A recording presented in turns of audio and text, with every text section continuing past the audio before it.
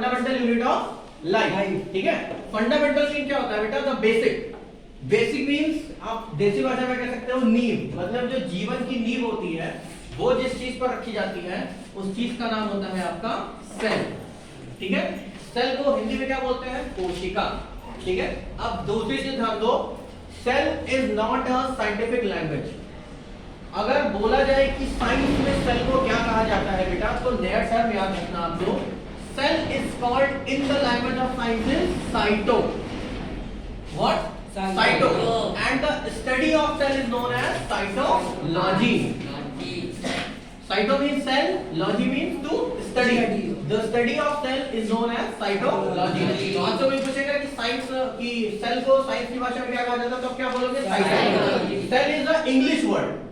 ठीक है बेटा, और इंग्लिश वर्ड में जो सेल है आपका, उसका जो साइंटिफिक वर्ड है वो होता है cyto, and the study of cell is known as cytology. ठीक है, दूसरी चीज फर्स्ट सेल। अब यहां पर ध्यान दो, मैंने बोला फर्स्ट सेल, अब वो चाहे डेड हो या लिविंग हो, जो first cell was discovered by Robert Hooke in 1665।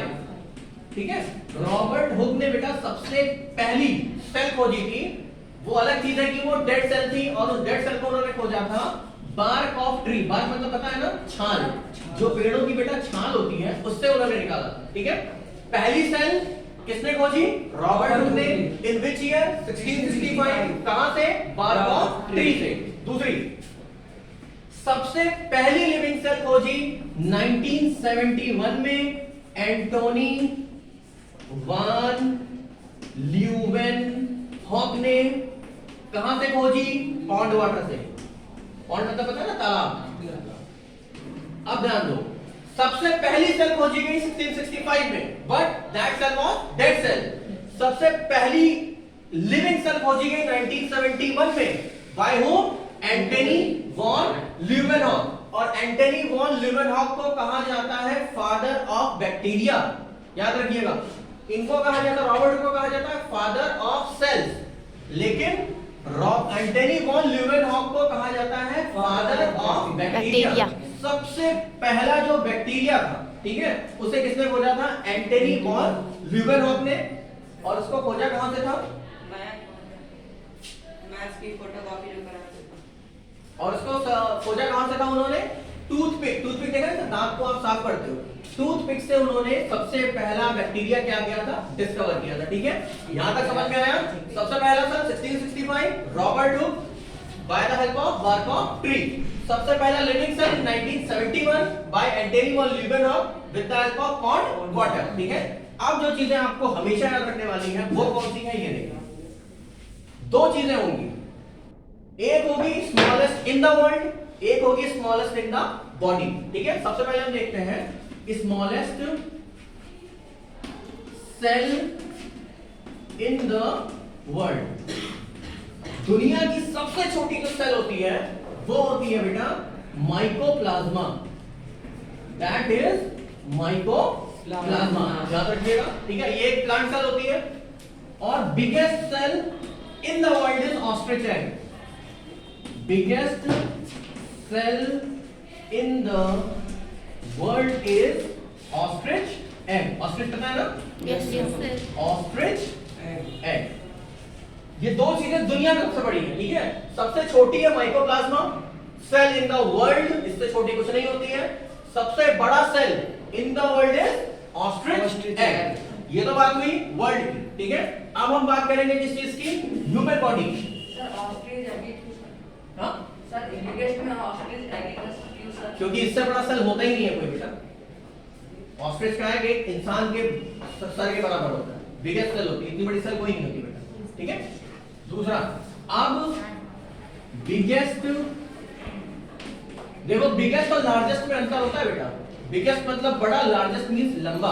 यहां मैंने बिगेस्ट की बात की है, लार्जेस्ट की नहीं। ठीक है, biggest cell in the body, यहां बात हो रही है बिगेस्ट सेल की। अगर एट्थ में पढ़ा होता तो पता होता, तुमने रिप्रोडक्शन पढ़ा नहीं। ठीक है, ओवम। ठीक है, ये फीमेल रिप्रोडक्टिव ऑर्गन से निकलने वाला सब्सटेंस होता है ओवम। ठीक है, फीमेल एग जिसको कहते हो ह्यूमन बॉडी में। और स्मॉलेस्ट कौन सा होता है? स्पर्म, याद रखना। Smallest cell in the body that is Sperm.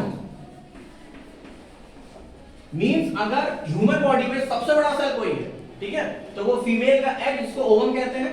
Human body में सबसे छोटा अगर कोई सेल है तो वो स्पर्म है, ठीक है, जो ह्यूमन से एक्सक्रीट होता है। Is that clear? अब दूसरी चीज, ह्यूमन बॉडी में ही लार्जेस्ट सेल, ठीक है बेटा, बिगेस्ट नहीं, लार्जेस्ट सेल होती है नर्वस सेल, नर्व सेल, ठीक है बेटा। सबसे बड़ी सेल जो होती है वो कौन सी होती है? नर्व सेल, जिससे आपका ब्रेन जुड़ा होता है, ठीक है, नर्व सेल। दूसरी अनडिविजिबल, अनडिविजिबल सेल कौन सी होती है? मतलब बेटा ऐसी सेल जो अगर एक बार डिस्ट्रॉय हो गई तो फिर दोबारा से फॉर्म नहीं होगी, वो भी होती है आपकी नर्व सेल। इसीलिए बेटा कहा जाता है कि जब आप गाड़ियां चलाइए तो हेलमेट लगाकर रखिए, क्योंकि अगर आपके ब्रेन में चोट आ गई तो वो फिर दोबारा से कभी हील नहीं होती, क्योंकि वो अनडिविजिबल होते हैं, ठीक है। वहां पे डिस्ट्रीब्यूशन या कह सकते हो सेल डिवीजन जो है वो नहीं होता, ठीक है। रैपिड डिवीजन किसमें होता है? रैपिड मतलब सबसे तेज डिवीजन अगर कहीं होता है कि human body, that is liver. Liver जो होता है बेटा आपका लीवर, उसको अगर आप काट दीजिए आधा तो वो फिर से अपने आप को क्या कर लेगा? रीजनरेट, ठीक है, वो अपने आप को क्या कर लेगा? रीजनरेट, क्योंकि उसमें कौन सी प्रोसेस हो रही है? Cell division. Rapid cell division अगर किसी में होता है तो होता है लीवर, ठीक है। सबसे छोटी माइक्रोप्लाज्मा इन द वर्ल्ड, सबसे बड़ी in the world is ostrich egg. Human body में सबसे बड़ा ओवम, सबसे छोटा sperm, largest cell is nerve cell, indivisible या जिसका डिवीजन कभी नहीं होता वो है नर्व सेल, और रैपिड डिवीजन किसका होता है? लीवर का। Is that clear? Yes sir. ये तो बात हुई सेल्स की, ठीक है। अब हम बात करते हैं यहां पर टाइप ऑफ सेल्स। कितने होते हैं टाइप ऑफ सेल्स? दो, यूनिसेलुलर और मल्टीसेलुलर। लेकिन यूनिसेलुलर और मल्टीसेलुलर से भी पहले बेटा होता है प्रोकैरियोटिक एंड यूकैरियोटिक। नाम सुना? Yes sir. Type of cell, type of cell, ठीक है बेटा। टाइप ऑफ सेल में पहला होता है prokaryotic and another one is eukaryotic. Prokaryotic and eukaryotic. ठीक है। अब समझो इसका वर्ड। प्रो मींस होता है बेटा प्रिमिटिव, प्रिमिटिव मींस एशियंट, मतलब बहुत पुराना, ठीक है, प्रिमिटिव। और कैरियोटिक मतलब होता है न्यूक्लियस या दूसरी चीज। प्रो मींस हो सकता है फॉल्स और इसका मतलब होता है न्यूक्लियस, ठीक है। मतलब ऐसे सेल्स जिसमें न्यूक्लियस बहुत ज्यादा पुराना हो या फिर फॉल्स हो, मतलब हमें दिखाई देगी वो न्यूक्लियस है लेकिन वो हकीकत में न्यूक्लियस नहीं होता, ठीक है। इस तरीके का सिर्फ एक ही जीव पाया जाता है पूरी ब्रह्मांड में, पूरे यूनिवर्स में, दैट इज बैक्टीरिया। याद रखिएगा। प्रोकैरियोटिक सेल्स का जो सिंगल एग्जांपल है दैट इज बैक्टीरिया। बाकी आप यूनिसेलुलर और मल्टीसेलुलर के बहुत सारे पाओगे बेटा, लेकिन प्रोकैरियोटिक का जो एग्जांपल है दैट मींस दुनिया में सबसे पहला लिविंग ऑर्गेनिज्म क्या बना? बैक्टीरिया, ठीक है बेटा। आपके ऑरिजिन ऑफ लाइफ का, जीवन की उत्पत्ति कहां से हुई? बैक्टीरिया से हुई, ठीक है, क्योंकि ये कैसा सेल होता है? प्रोकैरियोटिक सेल, ठीक है। अब देखिए यूकैरियोटिक को भी दो भागों में बांटा गया है। ये होता है एक यूनिसेलुलर और एक होता है बेटा मल्टीसेलुलर, ठीक है। अब यहां ध्यान दो, यू का मतलब होता है ट्रू और कैरियोटिक का मतलब होता है न्यूक्लियस। मींस ऐसे जीव या ऐसा सेल बेटा जिसमें न्यूक्लियस कैसा पाया जाता हो? ट्रू न्यूक्लियस पाया जाता हो, ठीक है। अब यूकैरियोटिक के होते हैं दो भाग, यूनिसेलुलर और मल्टीसेलुलर, एक कोशिकीय और बहुकोशिकीय। मतलब एक ऐसा एनिमल जो सिंगल सेल से बना हो और एक ऐसा एनिमल जो बहुत सारे सेल से बना हो। सिंगल सेल का एग्जांपल होता है आपका, आप लोगों में एक चैप्टर हट गया, डाइवर्सिटी हट गया ना, बायो से डाइवर्सिटी लिविंग ऑर्गेनिज्म। अगर आप उसको पढ़ते तो आपको उसमें पता होता कि जो प्रोटोजोआ होता है, प्रोटोजोआ एक फैमिली होती है बेटा, फैमिली होती है प्रोटोजोआ, ठीक है। क्या कह सकते हो? ये आपका एक संघ है, मतलब वो है, क्या कहते हो आप उसको? जीनस या ग्रुप, ठीक है। आपका एक प्रोटोजोआ है, प्रोटोजोआ में दो तीन जानवर पाए जाते हैं जिसमें आपका आता है एक अमीबा, यस सर। पैरामीशियम, ठीक है ना? ये सब जितने हैं बेटा, ये सब आपके क्या है? यूनिसेलुलर, मतलब ये सिंगल सेल्ड ऑर्गेनिज्म, एक ऐसे जानवर जिनमें कितनी सेल्स पाई जाती है? Single cell. इसके बाद हमारी बॉडी आती है जो कैसी होती है? मल्टी सेलुलर, मींस बहुत सारे सेल्स से मिलकर हमारी बॉडी क्या होती है? बनी होती है। अगर कोई पूछे कि आप कैसे प्रूव कर सकते हो कि बहुत सारी सेल्स से मिलकर हमारी बॉडी बनी है, तो आप सिंपल एग्जांपल दोगे। सेल्स में group of cell is known as tissue, ठीक है? बहुत सारे सेल्स आपस में मिलकर टिश्यू बनाते हैं। Group of tissues are formed organ. Group of tissues क्या बनाते हैं? ऑर्गन बनाते हैं। और ग्रुप ऑफ ऑर्गन क्या बनाते हैं? Organ system. और ऑर्गन सिस्टम से ही मेल बॉडी बनती है, ठीक है? हो गया ना? सबसे छोटा क्या होगा? सेल, फिर आया ग्रुप ऑफ सेल टिश्यू, फिर ग्रुप ऑफ टिश्यूज ऑर्गन, फिर group of organ organ system, और ऑर्गन सिस्टम से आपकी पूरी ह्यूमन बॉडी बनी है। Is that clear? Type of cell में prokaryotic, eukaryotic. Prokaryotic means false और प्रिमिटिव न्यूक्लियस, जिसका एग्जांपल होता है बैक्टीरिया, ठीक है? इसके बाद eukaryotic. Eukaryotic means true nucleus, जो एक प्योर न्यूक्लियस रखता हो, ठीक है? और यूकैरियोटिक के भी दो भाग, यूनिसेलुलर और multicellular. Unicellular are those organisms which are made up of single cell, and eukaryotic are those organisms which made up of more than one cell. एक सेल से ज्यादा जो भी जानवर आपका बना होगा वो आपका किसमें आता है? Multi cellular organism. Is that clear? अब इसके बाद बेटा बात आती है कि हमारा सेल हो गया, हमने टाइप ऑफ सेल पढ़ ली। टाइप ऑफ सेल के बाद हमें ये पढ़ना है कि जो टाइप ऑफ सेल आपका यूनिसेलुलर और मल्टीसेलुलर है, उसमें भी दो तरीके का भाग आएगा। एक आएगा प्लांट सेल और एक आएगा एनिमल सेल, ठीक है? प्लांट सेल जो होता है बेटा, उसमें पाई जाती है सेल वॉल, और यही सेल वॉल एब्सेंट होती है किसमें? एनिमल सेल में, ठीक है? क्योंकि जो प्लांट की सेल वॉल होती है बेटा, वो बनी होती है सेल्यूलोज से। अब पूछोगे सेल्यूलोज क्या होता है सर?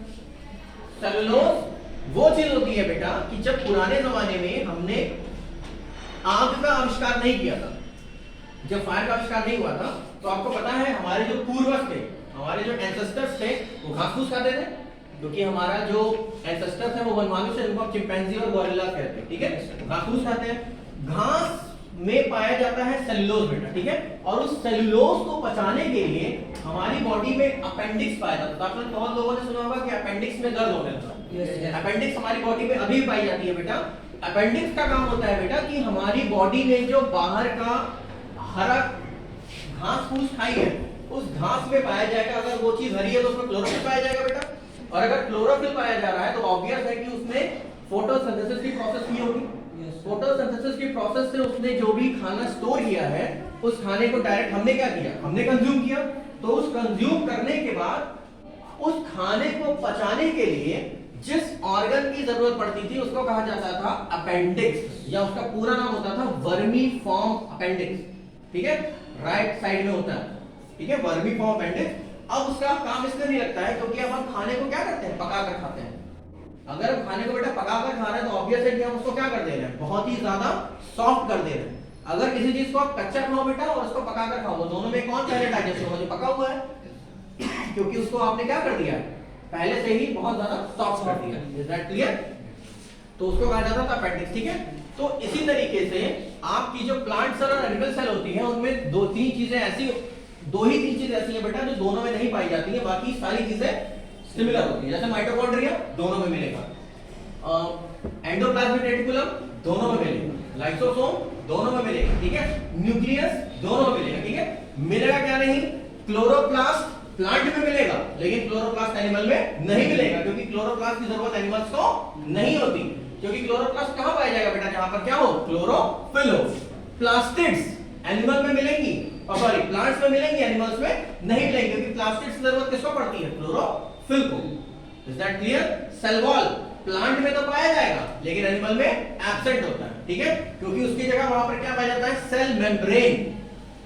एनिमल की जो सबसे आउटर लेयर होती है उसको बोला जाता है सेल मेम्ब्रेन। इसके पास सेल वॉल के बाद सेल मेम्ब्रेन होती है, ठीक है? दोनों को अगर देखा जाए तो इंग्लिश में दोनों का वर्ड सेम होता है। एक होती है दीवार और एक होता है कवर। मेम्ब्रेन का मतलब होता है कवर और एक का मतलब होता है दीवार। मतलब प्लांट की जो सेल होती है बेटा वो डबल लेयर्ड होती है, डबल सिक्योर होती है। लेकिन जो एनिमल की सेल होती है वो सिंगल सिक्योर होती है क्योंकि उसमें सेल वॉल एब्सेंट होती है। Is that clear?